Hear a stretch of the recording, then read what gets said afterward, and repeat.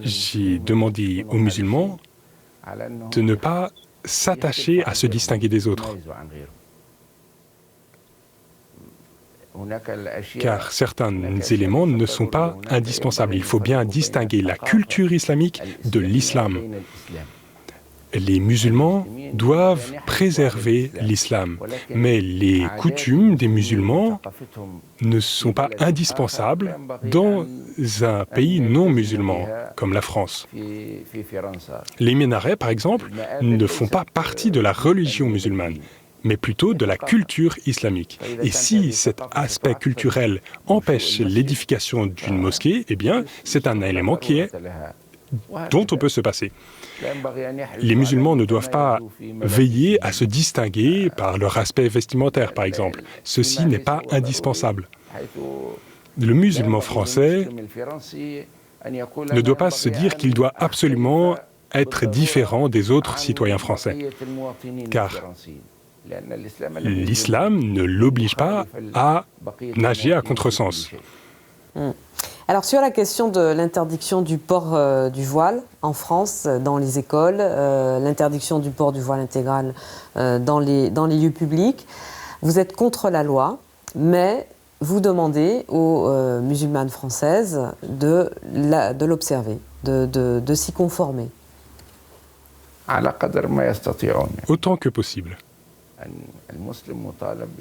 Le musulman doit respecter sa vision de l'islam autant que possible. Il faut faire preuve de réalisme. Vous incitez les Françaises musulmanes à aller à l'université, à aller évidemment à l'école, à étudier, à avoir un métier, à travailler, même si pour cela elles doivent renoncer à une partie des signes de leur appartenance religieuse, donc par exemple le port du voile dans certains cas, parce que ce qui est important, c'est qu'elles participent à la vie de la société plutôt qu'elles ne s'en excluent. Oui, c'est ce que je leur demande. Notre message est clair. Le musulman doit faire preuve de réalisme, tout comme la politique islamique est une politique réaliste. Il doit respecter sa religion autant que possible. Vous dites aussi, alors il y a une loi, celles qui veulent quand même porter le voile portent en respectant la loi, donc en l'enlevant quand on leur demande de l'enlever. Et puis s'il n'y a pas de loi qui interdit le voile, de toute façon, la musulmane fait ce qu'elle ressent. Elle n'est pas obligée, même s'il n'y a pas de loi qui lui interdise de porter le voile, elle n'est pas obligée de porter le voile. Elle fait comme elle sent. Tout comme on respecte la loi, on doit respecter la religion autant que possible. Oui, mais c'est important parce que vous dites que même s'il n'y a pas une loi qui interdit le voile, la musulmane peut le porter ou ne pas le porter. Elle fait comme elle le ressent. Non, ce n'est pas ce que j'ai dit.